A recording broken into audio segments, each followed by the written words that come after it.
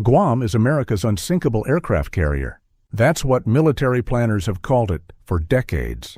A piece of American sovereign territory in the Western Pacific, 3,800 miles from Hawaii, 1,500 miles from the Philippines, close enough to Taiwan, Japan, and the Korean Peninsula to serve as the forward base from which America projects power across the entire Indo-Pacific region. Andersen Air Force Base, Naval Base Guam, Opera Harbor, the submarine pens, the fuel depots, the weapons storage bunkers buried in the coral limestone hills. Together, these installations make Guam the single most important piece of real estate in America's Pacific military architecture.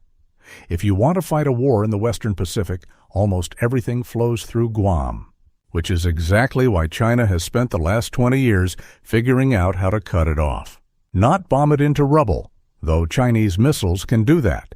Cut it off, surround it, isolate it. Turn the unsinkable aircraft carrier into a besieged fortress that cannot receive reinforcements, cannot sortie its submarines freely, cannot function as the hub of American Pacific power. The instrument of that isolation is China's submarine fleet. Today we're going to talk about what it would look like if China's submarines took positions around Guam, surrounding one of the most important American military bases on Earth. We are going to explain the submarine capabilities China has built for exactly this mission, what the U.S. Navy would face trying to break that encirclement, and why the outcome of that confrontation is far less certain than most Americans assume. Because while America has been focused on Chinese aircraft carriers and ballistic missiles, the most dangerous development in Chinese military power has been happening beneath the surface of the Pacific Ocean. Quietly, invisibly, exactly the way submarines are supposed to work. Before we talk about the encirclement, we need to understand what Guam actually does and why losing access to it would be catastrophic for American military operations in the Pacific. Andersen Air Force Base on the northern end of Guam is one of the largest American air bases in the world. It is home to B-52 bombers that have been rotating through on continuous bomber presence missions since 2004. B-2 stealth bombers deploy here for extended operations. B-1B Lancers conduct missions across the Pacific from Andersen's runways. When the United States needs to put long-range strike aircraft within striking distance of China, the Korean Peninsula, or the South China Sea, Andersen is the forward staging point. Naval Base Guam at Opera Harbor is the home port for American submarines operating in the Western Pacific. The submarine tender USS Emory S. Land, which provides maintenance and crew rest for fast attack submarines, is based here. Multiple Virginia-class and Los Angeles-class submarines operate from Guam, giving the U.S. Navy the ability to deploy submarines into the Western Pacific theater within days, rather than the weeks it would take to sail from Pearl Harbor or the U.S. West Coast. The fuel and weapons stored on Guam are measured in millions of gallons and hundreds of millions of pounds. Modern military operations consume fuel and munitions at staggering rates. A sustained air campaign from Guam could burn through weeks of pre-positioned supplies within days. The resupply lines from the United States to Guam, across 3,800 miles of ocean, are the logistical lifeline that makes everything work. Now imagine that lifeline is cut. Imagine that American submarines cannot leave Opera Harbor without risking engagement with Chinese submarines waiting in the approaches. Imagine that surface ships carrying fuel and weapons cannot reach Guam because Chinese submarines are positioned across the resupply routes. Imagine that the aircraft at Andersen run low on fuel and bombs, and the ships that were supposed to bring more cannot get through. That is what a Chinese submarine encirclement of Guam is designed to accomplish, not necessarily to destroy the base, to paralyze it, to turn it from an offensive hub into a defensive fortress burning through its own supplies with no way to replenish them. Let's talk about China's submarine force because it has transformed in ways that most Americans don't appreciate. In the 1990s, China's submarine fleet was primarily composed of aging Soviet-era designs. Romeo-class and Ming-class diesel submarines that were loud, slow, and technologically limited. American submariners who trained against them in exercises found them relatively easy to track and engage. The conventional wisdom was that China's submarine force was a coastal defense capability, not a blue water threat. That assessment is now dangerously out of date. China today operates approximately 60 submarines. The fleet includes nuclear-powered attack submarines, nuclear-powered ballistic missile submarines, and a large number of advanced diesel-electric boats that represent some of the most capable conventional submarines in the world. The most capable Chinese nuclear attack submarines are the Type 093 Yuan-Class boats. They are roughly comparable to American Los Angeles-class submarines from the 1980s and 1990s. Not as quiet as the newest American Virginia-class, but far more capable than anything China operated a generation ago. The Type 093 carries torpedoes and cruise missiles, can operate at considerable depth, and has the endurance to patrol far from Chinese shores. China is developing and deploying the Type 095, a next-generation nuclear attack submarine that is expected to significantly close the capability gap with American boats. Intelligence assessments suggest the Type 095 may approach the acoustic quieting of early Virginia-class submarines. American submariners have described this development as deeply concerning. But for a Guam encirclement scenario, the most immediately relevant Chinese submarines are not the nuclear boats. They are the diesel-electric submarines, specifically the Type 039A and Type 039B Yuan-Class boats. Here is what makes diesel-electric submarines so dangerous in this scenario. A nuclear submarine runs its reactor continuously. It is always making some noise. Pumps circulating coolant, machinery running, the inevitable sounds of a nuclear power plant operating deep inside a pressure hull. The best nuclear submarines are extraordinarily quiet, but they are never completely silent.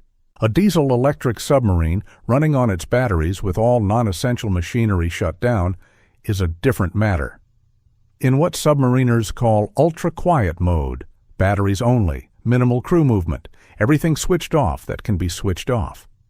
A modern diesel-electric submarine is one of the quietest objects that has ever moved through the ocean. The acoustic signature can fall below the ambient noise of the ocean itself, the sounds of waves, biological life, distant shipping.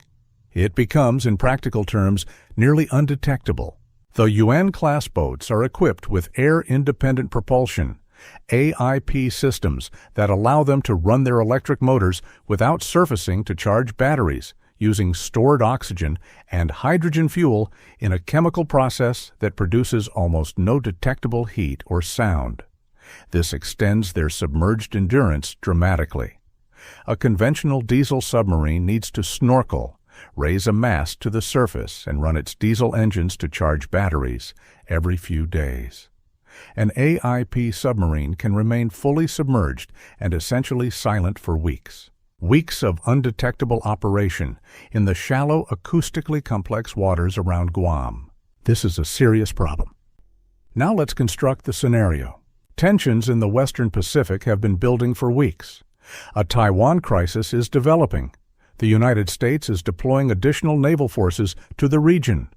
Washington has placed American forces in the Pacific on heightened alert.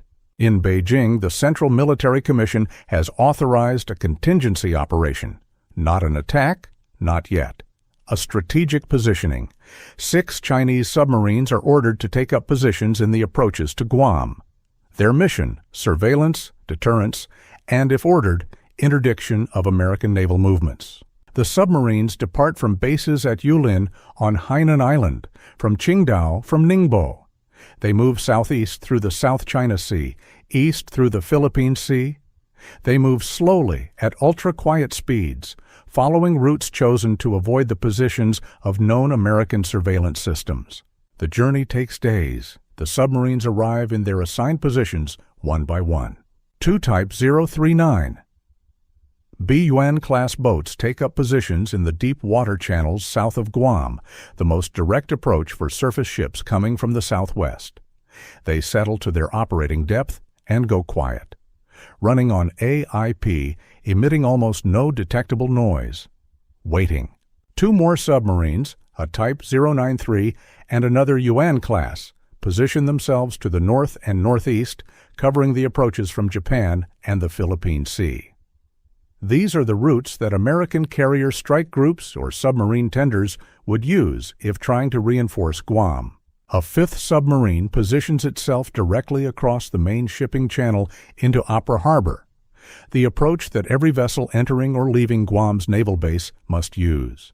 And the sixth, another nuclear boat, moves to a position several hundred miles east of Guam, astride the deep water resupply route from Hawaii. None of these submarines have fired a weapon.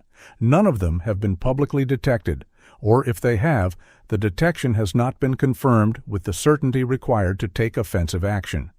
They are simply there, present, patient. American intelligence has indicators that this movement may be occurring. Satellite imagery has tracked some submarine departures.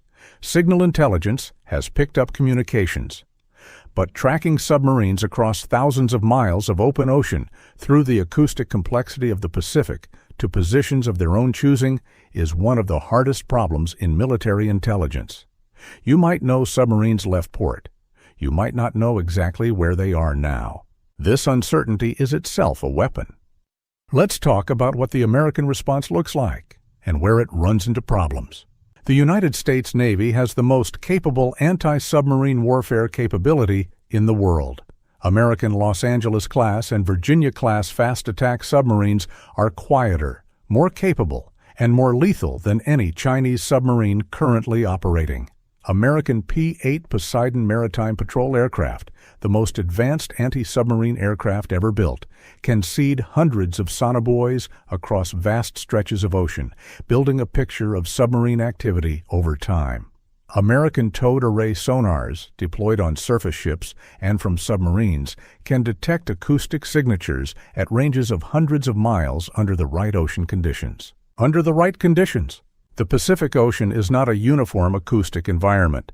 It has thermal layers, boundaries between water masses of different temperatures, that bend and reflect sound waves, creating zones where sonar is highly effective and zones where submarines can hide in acoustic shadows.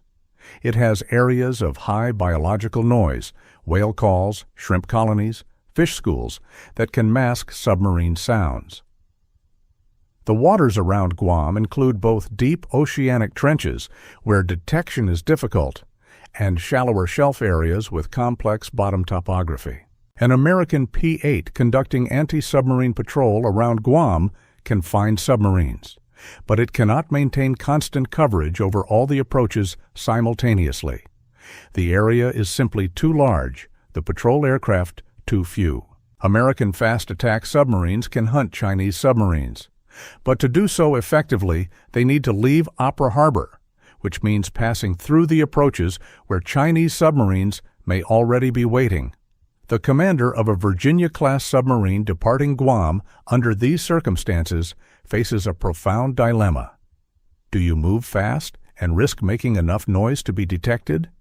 Or do you move slowly and ultra-quietly, accepting the time it takes to clear the harbor approaches and gain tactical freedom? And here is the deepest problem. In peacetime or in the gray zone between peace and war, the rules of engagement do not allow American submarines to simply shoot Chinese submarines they detect in international waters. A Chinese submarine sitting silently in international waters 50 miles from Guam has not done anything illegal. It is surveillance, it is coercive presence. But it is not an act of war that justifies a torpedo. The Chinese submarine commander knows this. The entire operation is calibrated to stay on the right side of that line, to be present and threatening without providing the legal justification for an American response, to force the United States to operate in an environment of profound uncertainty, knowing that Chinese submarines are probably out there, probably in positions that threaten American movements, but not being able to respond decisively because the rules of engagement haven't been crossed. This is gray zone warfare. And in gray zone warfare, the side that built the capability wins even without firing a shot. Now let's talk about what happens when the crisis escalates, when the gray zone ends and the shooting starts.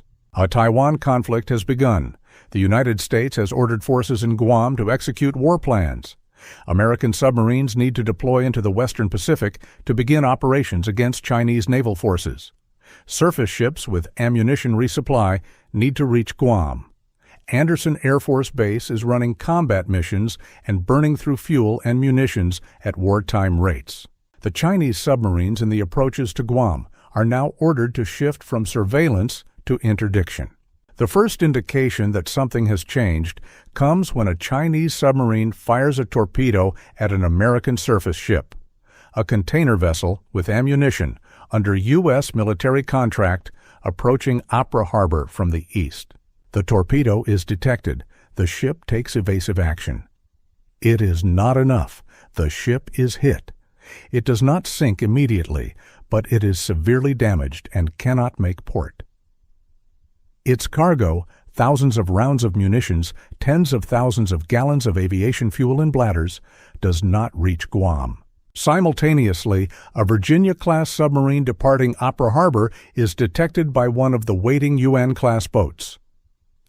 The Chinese submarine fires 2 torpedoes. The American submarine detects the launch, executes a sprint and drift evasion, deploys countermeasures. One torpedo is decoyed. The other runs hot, tracking, closing. The American submarine dives hard and goes to maximum speed. This is the moment that every submarine commander trains for and hopes never comes. The mathematics of torpedo evasion at close range are brutal. The American submarine is faster than the torpedo. Barely, if the geometry is right. If the torpedo seeker head doesn't reacquire. If there are no other Chinese torpedoes inbound that haven't been detected yet. Whether the Virginia-class survives depends on factors that cannot be calculated in advance. In some scenarios, it escapes.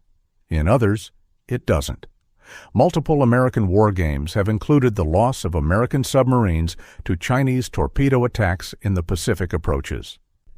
Let's zoom out and look at the strategic picture. A sustained Chinese submarine campaign in the waters around Guam achieves several objectives simultaneously, even if it never sinks a single American warship. First, it forces the United States to dedicate enormous resources to anti-submarine warfare that it would otherwise direct toward offensive operations.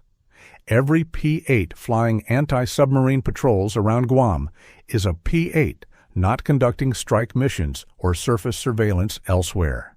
Every American submarine tasked with hunting Chinese submarines near Guam is a submarine not operating off the Chinese coast or in the Taiwan Strait.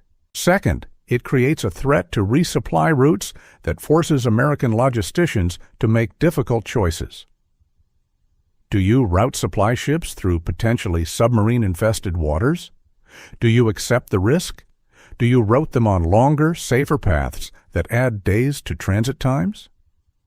In a fast-moving conflict where timing matters, those delays can be decisive. Third, it imposes what military planners call a force-in-being effect. A submarine you know is out there, somewhere, in waters your ships must transit, constrains your operations even if it never fires a weapon. The threat of attack changes behavior. Ships move slower. They take longer routes. They require escorts. The mere presence of the submarines degrades American operational tempo. Fourth, it demonstrates to American allies throughout the Indo-Pacific that the United States cannot guarantee freedom of movement even around its own most important base in the Western Pacific. Japan, South Korea, the Philippines, Australia. They are all watching. They are all calculating whether American security guarantees are real. A successful Chinese submarine campaign around Guam sends a message to every one of them. American power projection has limits. There is a deeper issue here that goes beyond the tactical and operational. It goes to the fundamental question of American naval strategy in the Pacific. The United States Navy is the most powerful in the world. Its aircraft carriers, its surface combatants, its submarines are unmatched in individual capability.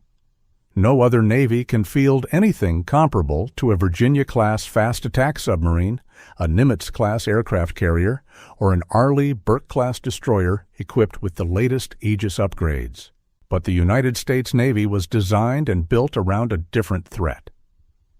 The Cold War threat was the Soviet Navy, a large, capable force that the U.S. Navy trained against, planned against, and built itself to defeat in open ocean warfare in the Atlantic and Pacific.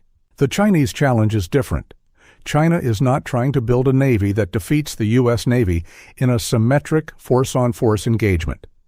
China is building a Navy, and specifically a submarine force, that denies the United States the ability to freely operate in the Western Pacific.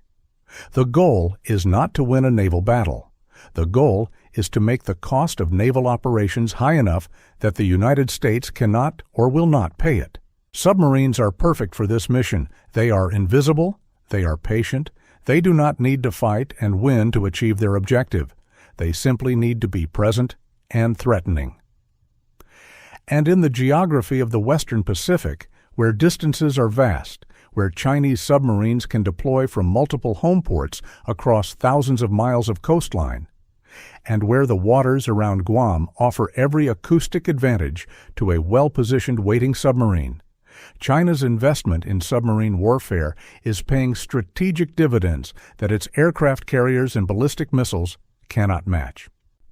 What can the United States do about this? The honest answer is that there are responses, but none of them fully solve the problem. More submarines.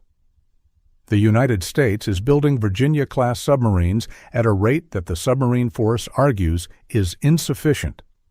The current build rate of approximately 2 boats per year is not keeping pace with retirements of older Los Angeles-class submarines. The total American attack submarine force has been shrinking.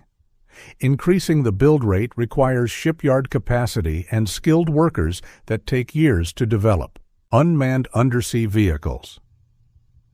The Navy has been investing in autonomous submarines, unmanned vehicles that can conduct anti-submarine warfare, lay sensors, and potentially carry weapons, that could expand coverage around Guam without putting American sailors at risk. These are real programs with real capability, but they are not yet deployed at scale. Distributed sensing networks. SOSUS, the sound surveillance system, was the Cold War network of hydrophones on the ocean floor that tracked Soviet submarines across the Atlantic. The Pacific equivalent is less complete. Expanding undersea sensor networks in the approaches to Guam would provide earlier warning of Chinese submarine movements. This is being funded and built, but the ocean is very large. Closer alliance integration, Japanese and Australian anti-submarine warfare capabilities are among the best in the world. Japan operates some of the most capable maritime patrol aircraft and diesel-electric submarines in existence.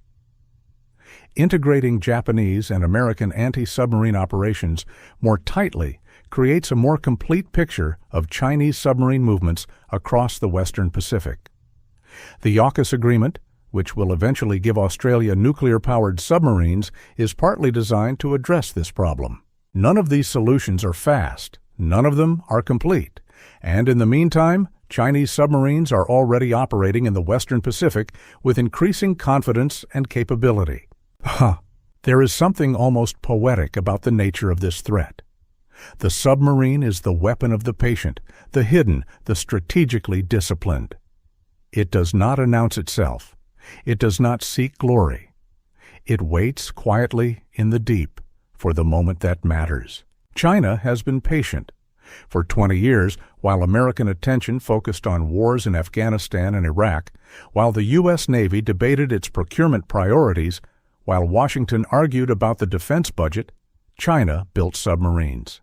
Quietly, steadily, with a clarity of strategic purpose that is, in its own way, remarkable. The result is that the approaches to Guam, America's most important military base in the Pacific, can now be contested by a Chinese submarine force that did not meaningfully exist a generation ago. The unsinkable aircraft carrier is not sunk. It is surrounded, and the submarines doing the surrounding are getting harder to find, harder to track, and harder to neutralize with every passing year.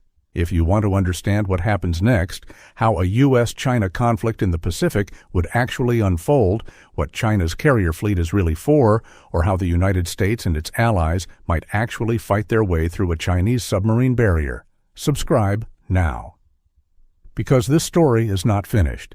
It is just getting to the part where the decisions get hard. Naval Power, because the ocean is where the next war begins.